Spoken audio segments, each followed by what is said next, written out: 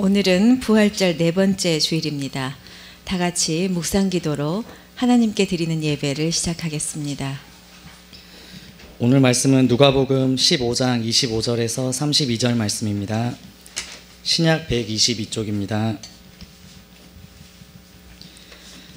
마다들은 밭에 있다가 돌아와 집에 가까이 왔을 때에 풍악과 춤추는 소리를 듣고 한 종을 불러 이 무슨 일인가 물은데 대답하되 당신의 동생이 돌아왔음에 당신의 아버지가 건강한 그를 다시 맞아들이게 됨으로 인하여 살찐 송아지를 잡았나이다 하니 그가 노하여 들어가고자 하지 아니하거늘 아버지가 나와서 권한대 아버지께 대답하여 이르되 내가 여러 해 아버지를 섬겨 명을 어김이 없었거늘 내게는 염소 새끼라도 주어 나와 내 벗으로 즐기게 하신 일이 없더니 아버지의 살림을 창녀들과 함께 삼켜버린 이 아들이 돌아오매 이를 위하여 살찐 송아지를 잡으셨나이다.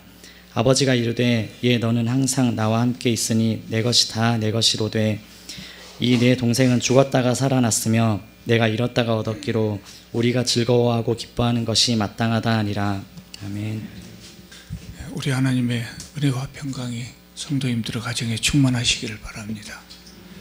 하나님의 성품 중에 가장 중요한 성품은 사랑입니다. 그래서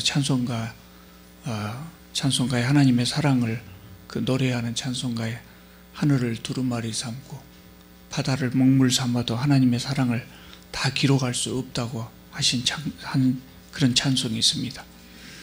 여러분들은 하나님의 그 사랑, 가슴 뭉클한 그런 사랑을 느껴보신 적이 있으십니까? 또 생각만 해도 눈물이 줄줄 흐르는 그런 하나님의 사랑을 체험해 보신 적이 있는지 모르겠습니다. 오늘 본문은 그런 사랑에 대해서 말씀하고 있습니다. 우리가 잘 알고 있는 것처럼 탕자의 비유라고 알려진 말씀인데 예수께서는 이 비유를 통해서 하나님의 용서와 사랑이 얼마나 큰가를 설명하고 있습니다. 이 비유는 15장 1절부터 시작됩니다.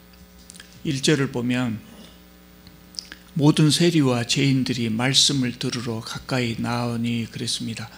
어느 날 예수께서 하나님의 말씀을 전하기 위해서 쓰셨는데 그곳에 많은 세리들과 죄인들이 예수님의 말씀을 듣기 위해서 모였다고 본문은 전합니다. 세리는 여러분 잘 아시는 대로 당시에 로마를 대신해서 자기 동족인 유대인들을 착취하는 그런 사람들이었습니다. 그래서 세리는 죄인의 대명사였죠. 유대인들은 이 세리를 창녀들과 동급의 그런 죄인으로 취급했습니다. 또 본문에서 죄인이라고 말하고 있는 사람들은 자신의 의지로 스스로 도덕적으로 그 못된 죄를 지은 그런 죄인이 아닙니다. 당시에 종교 지도자들로부터 죄인이라고 천대받고 멸시받던 그런 사람들입니다. 이 사람들은 어려운 환경 때문에 죄인이 된 사람들이 대부분이었죠. 그 시대에 살았던 대부분의 서민들은 너무나 가난해서 안식일을 제대로 지킬 수도 없고 또 헌금도 제대로 할 수도 없고 여러 가지 종교적인 의무가 있는데 그런 것들을 제대로 이행할 수가 없었어요. 그래서 그 당시에 종교 지도자들로부터 죄인 취급을 당했던 것입니다. 종교 지도자들은 이들을 가까이 하면 자신들도 더러워질까 봐서 이들하고 상종을 하지 않았습니다. 그래서 이 사람들은 종교적으로도 세상에서도 그렇지만 종교적으로도 매우 불쌍한 사람들이었습니다. 죄인 취급을 받고 살았기 때문에 성전에 나갈 수도 없었고요. 그래서 고달픈 삶을 위로받을 수도 없고 하나님의 말씀을 듣고 회개할 기회도 얻지 못했습니다. 그런데 예수께서는 그런 죄인들을 다정하게 환대해 주셨거든요. 예수께서는 사실 그 일을 위해서 세상에 오셨지요. 이것이 하나님의 사랑입니다. 그래서 예수께서 가시는 곳마다 예수께서 이 죄인들을 환대한다는 소식을 듣고 성전에서 위로받을 수 없었던 그 많은 세리와 죄인들이 예수님이 가시는 곳마다 말씀 한마디라도 들을까 모여들었던 것입니다. 2절을 보면 그렇게 세리와 죄인들이 모여드는 것을 보고 2절을 보면 바리새인과 서기관들이 수군거려 이르되 이 사람이 죄인을 영접하고 음식을 같이 먹는다 하더라. 이렇게 이야기하고 있습니다. 예수께서 세리와 죄인들을 환대하시는 것을 보고 이 바리새인과 서기관들은 예수님을 비난했다는 것이죠. 그들은 평소에 가르치기를 세리와 죄인들이 부정한 사람들이기 때문에 이 사람들하고는 상종도 해서는 안 된다, 이렇게 가르쳐 왔거든요. 그런데 예수께서는 그들을 친구처럼 가까이 하셨습니다. 이것이 이 유대 종교 지도자들의 윤리로서는 용납할 수 없었던 겁니다. 그러니까 지금 옆에서 흉을 보고 있는 겁니다. 예수께서는 그 세리와 죄인들, 이 사람들을 가까이 와서 설교를 듣게 할 뿐만 아니라 음식까지 같이 먹었다, 이렇게 비난하고 있습니다. 음식을 같이 먹었다고 하는 것은 굉장히 상징적인 의미가 있습니다. 깊은 관계라는 겁니다. 체면치레로 그냥 만나는 척 하는 것이 아니고, 피상적으로 그냥 손을 내밀어서 악수하는 것이 아니고 정말 깊은 교제를 나누고 있었다는 거죠. 음식을 같이 나누었다는 것은 상대방이 나와 음식을 같이 먹을 수 있는 사람이라고 인정하는 겁니다.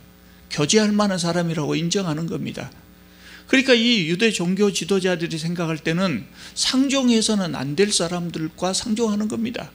죄인들과 상종하면 그 사람도 죄인이라고 생각했던 것이 바로 이 유대 종교 지도자들입니다. 그래서 2절에 나온 대로 이렇게 비난을 하고 있는 겁니다. 그래서 예수께서 이 바리새인과 서기관들의 비난을 들으시고, 그리고 그들에게 이 세리와 죄인들, 하나님께서 이 세리와 죄인들을 얼마나 사랑하시는가를 설명하기 위해서 오늘 본문의 비유를 들어 말씀하신 겁니다. 11절을 보면은요, 어떤 사람에게 두 아들이 있었다고 합니다. 어느 날 둘째가 아버지에게 아버지의 재산 중에서 저의 몫을 미리 나누어 주십시오, 이렇게 말을 했습니다. 뭐 얼른 들어봐도 둘째 아들은 좀 문제가 있지요. 문제가 있습니다. 아버지가 돌아가시기도 전에 재산을 나눠주라고 하는 거, 이거 불효입니다. 재산이 지 것이 아니죠. 아버지 것이죠. 아버지가 아버지의 재산을 자식들에게 나누어 줄 수는 있지만 나누어 줘야 될 의무는 없습니다. 또 재산을 나누어 준다고 할지라도 정상적이라면 돌아가실 때 물려주는 것이 맞는 것이고요. 그렇기 때문에 재산을 미리 나누어 주십시오, 이렇게 말하는 것은 조금 서운하게 듣자면 아버지 이제 돌아가실 때 됐습니다, 그런 의미로 받아들일 수도 있는 거죠.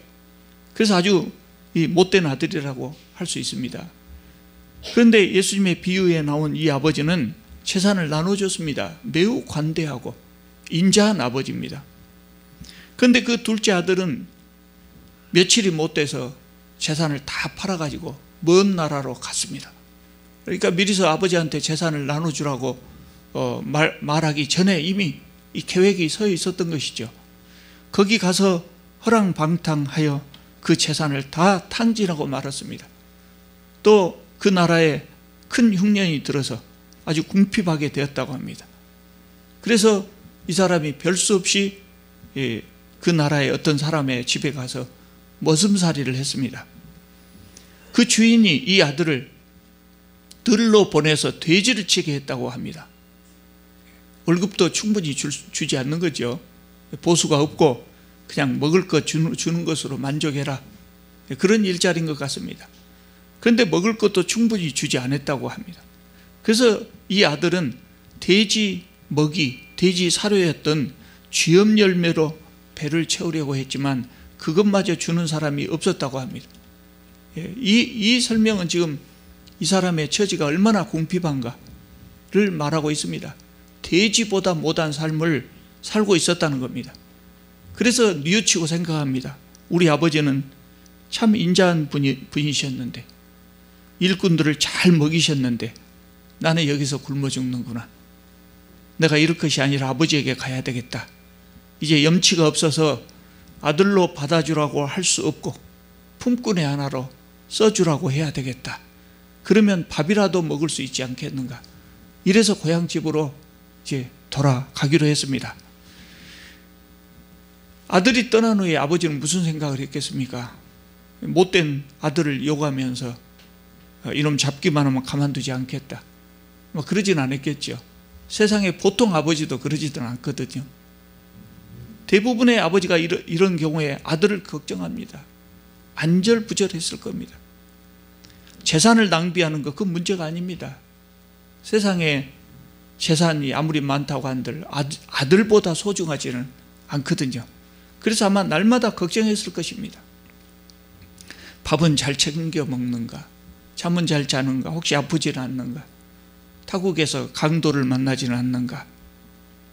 본문을 보면 아버지는 아들이 집을 떠난 후에 하루도 마음을 편하게 잠을 이루지 못한 것 같습니다. 이제나 저제나 아들이 돌아올까 기대하면서 날마다 동구 밖을 바라보면서 아들을 기다렸습니다. 이것이 부모의 마음입니다.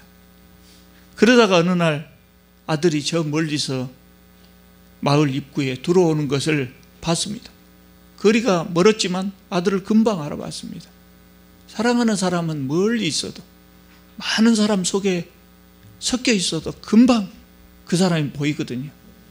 옷은 넝마 같고 맨발에 삐쩍 마르고 새까맣게 탄 모습, 영락없이 거지 몰골이었습니다. 그렇지만 아버지는 한눈에 아들을 알아봤습니다.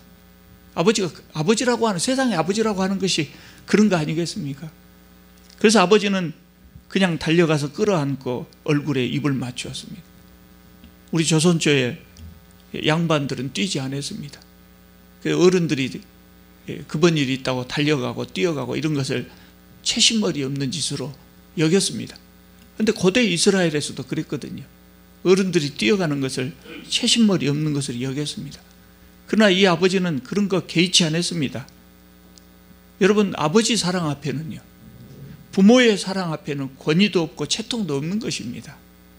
아들은 차마 고개를 들지 못하고, 아버지, 제가 너무나 큰 잘못을 저질렀습니다. 차마 용서해 달라는 말씀도 못 드리겠습니다. 이제는 아버지의 아들이 될 자격도 없습니다. 이렇게 말하는데 말이 채 끝나기도 전에 또 품꾼의 하나로 써주시라고 준비하고 왔던 그 말도 하기 전에 아버지는 끝까지 들어보지도 않고 종들에게 명령합니다. 제일 좋은 옷을 내어다가 입히고 손에 가락지를 끼우고 발에 신을 신겨라. 그리고 살찐 송아지를 잡아라. 잔치를 벌려야 되겠다. 이 내 아들은 죽었다가 다시 살아났고 내가 잃었다가 다시 얻었노라. 여러분, 입맞춤은 용서를 상징하잖아요. 용서를 상징합니다. 가장 좋은 옷을 입히고 가락지를 끼워줬다. 이것은 아들의 명예를 회복시켜 준 겁니다. 많은 일꾼들 앞에서 거짓골이 된 그 아들을 많은 일꾼들 앞에서 권위를 회복시켜 준 겁니다. 그러니까 집 나가기 전에 위치로 완전히 회복시켜 준 겁니다. 이것이 하나님의 사랑이고 용서라는 겁니다.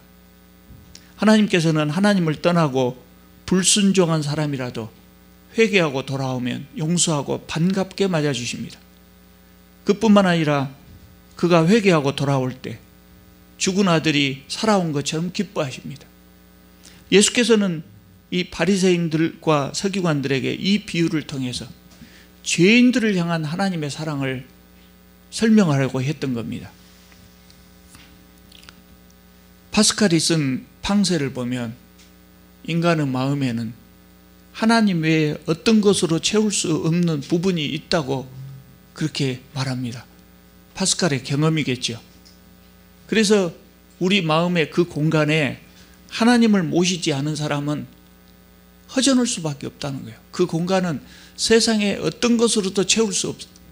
하나님 외에 다른 것으로는 채울 수 없기 때문에 하나님을 모시지 않는 사람들은 허전할 수밖에 없다는 거예요. 그래서 믿지 않는 사람들이 늘 허전하는 겁니다.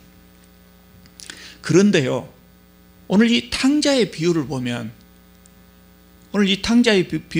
거꾸로 하나님의 마음에도, 하나님의 마음속에도 우리 각 사람 외에 다른 것으로는 채울 수 없는 부분이 있다는 거예요.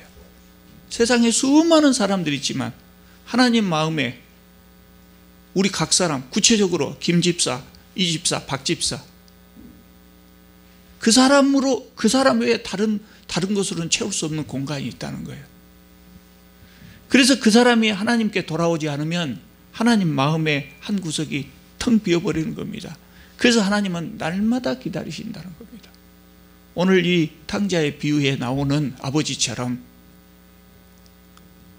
나를 떠난 김 집사, 이 집사가 다시 돌아오기를 날마다 기다리신다는 거예요.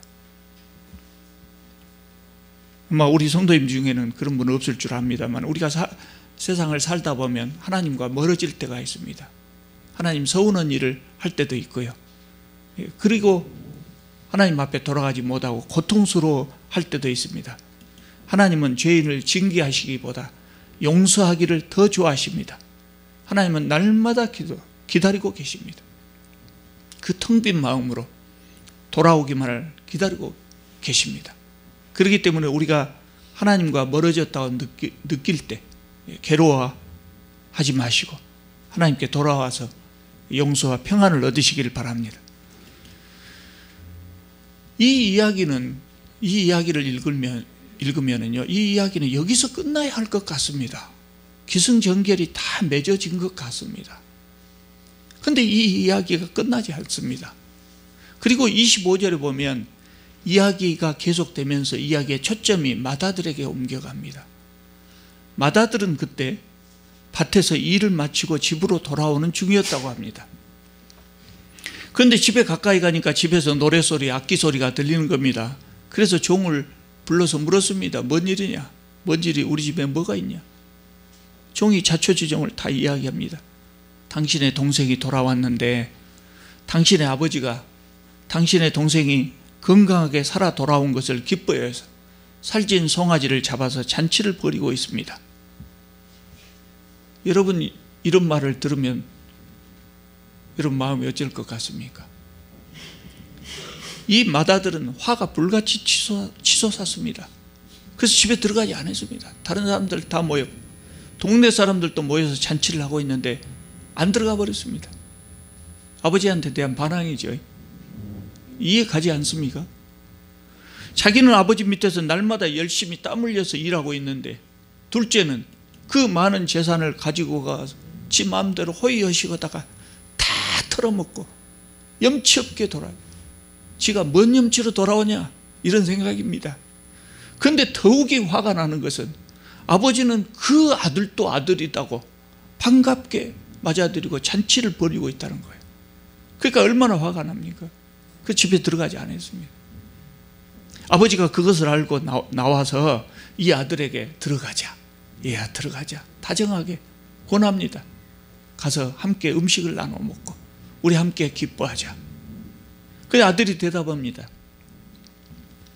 제가 여러 해 동안 아버지를 섬겼고 아버지의 명령을 어김없이 다 지켜 행했습니다.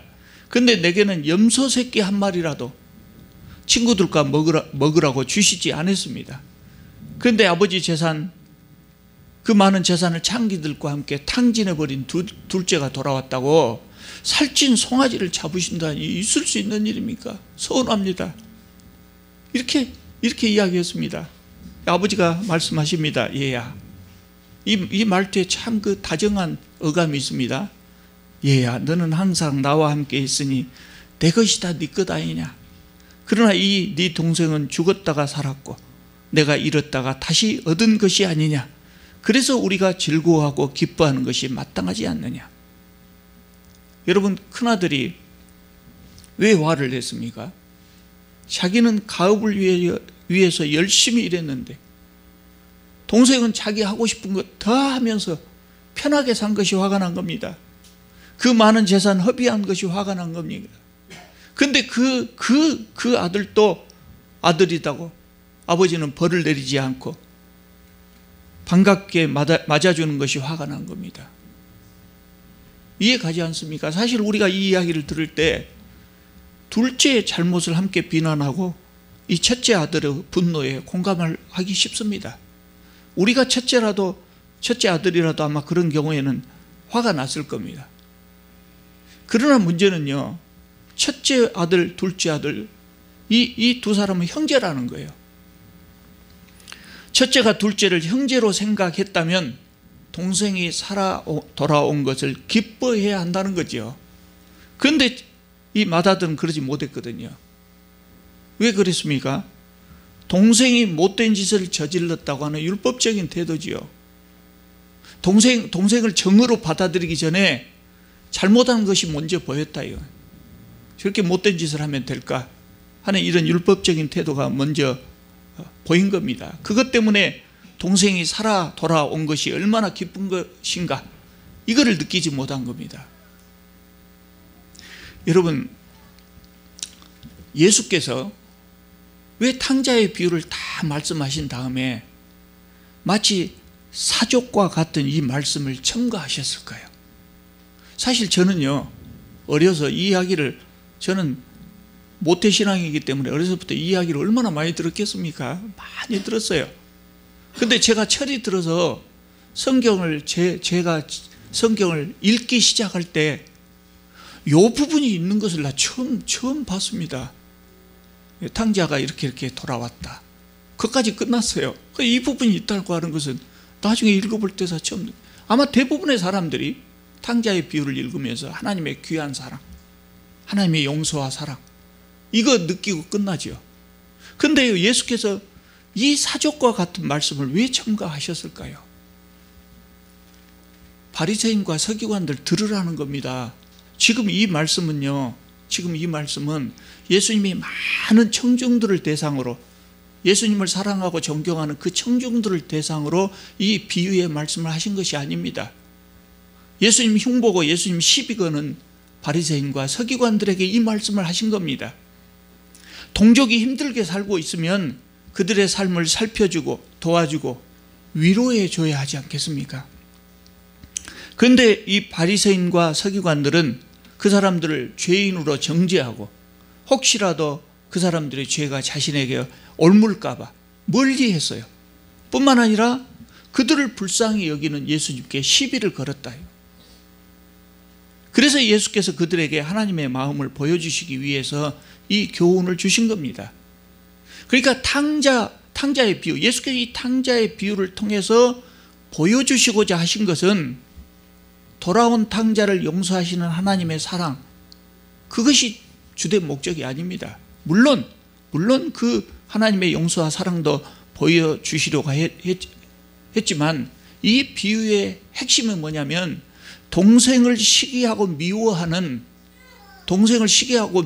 첫째, 우리가 생각하기에 그럴 수가 있어? 또 아버지처럼 동생이 돌아오면 좀 기쁘게 맞아줘야지, 첫째도 못된 놈이구만, 이렇게 생각할 수 있잖아요. 그런데 이 비유의 핵심은 그 동생을 시기하고 미워하는 첫째도, 그 첫째 아들도 이해시키려고 애쓰시는 하나님의 사랑, 그것을 보여주려고 하시는 겁니다. 그걸 보여주시려고 하는 겁니다.